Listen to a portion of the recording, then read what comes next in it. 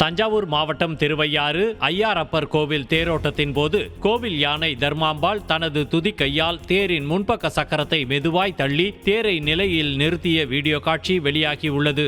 கோவிலில் ஆடிப்பூர பெருவிழாவை ஒட்டி நடைபெற்ற தேரோட்டத்தில் தேரை இழுத்த பெண்கள் சற்று தடுமாறியதால் தேரை நிலையில் நிறுத்த முடியாமல் சிரமப்பட்டனர்.